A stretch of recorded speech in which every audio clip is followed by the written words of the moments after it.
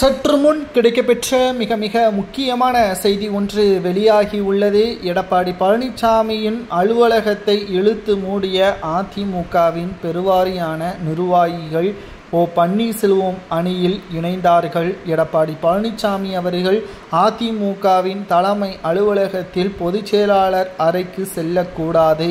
அது மறைந்த முன்னாள் முதல்வர் ஜெயலலிதா அவர்களுக்கு சொந்தமானது. அந்த பதவியில் இருந்து கொண்டு அதிமுக அதிகப்படியான தோல்வியை மட்டும்தான் எடப்பாடி பழனிசாமி அவர்கள் பெற்று தருகிறார். இனியும் அவருக்கு பொதுச் செயலாளர் பதவி கிடையாது என்று கூறி அதிமுகவின் தலைமை அலுவலகத்தில் எடப்பாடி பழனிசாமியின் அறையை இழுத்து மூடுவதற்கு முயற்சி செய்த நிர்வாகிகள் மீது நடவடிக்கையை எடப்பாடி பழனிசாமி அவர்கள் எடுத்துள்ளது பெரும் பரபரப்பை ஏற்படுத்தியுள்ளது.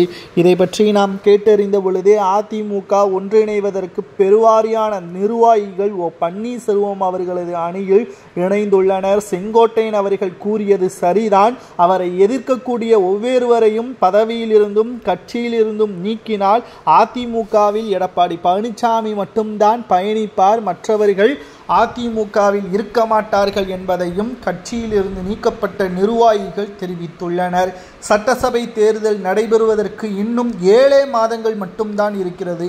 இந்த 7 மாதத்தில் அதிமுகவின் பிரச்சாரங்கள் எப்படி இருக்க வேண்டும், மக்களை எப்படியெல்லாம் சந்தித்து அதிமுகவின் ஆட்சியின் காலத்தின் பொழுது செய்த நலத்திட்ட உதவிகள் மீண்டும் ஆட்சிக்கு வந்தால் என்னவெல்லாம் செய்வோம் என்பதை திட்டங்கள் மூலமாக மக்களிடம் கொண்டு சேர்க்க வேண்டும். அதற்கு முன்பாக பூத் கமிட்டிகளை அமைத்து ஒவ்வொரு தொகுதியில் இருக்கக்கூடிய பிரச்சனைகளையும் அந்த துறை சார்ந்த எம்எல்ஏக்கள் அமைச்சர்கள் செய்த தவறுகளையும் சுட்டிக்காட்டி பிரச்சாரங்களை மேற்கொண்டிருக்க வேண்டும்.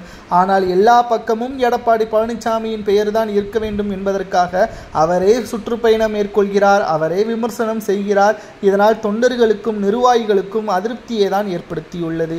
சரி, அவரது தலைமையிலான அதிமுக வெற்றியடைந்ததா என்று பார்த்தால் 2021 விட மிகப்பெரிய ஒரு தோல்வியை நோக்கித்தான் கடந்த தேர்தல்களையும் எடப்பாடி பழனிசாமி அவர்கள் சந்தித்துள்ளார்.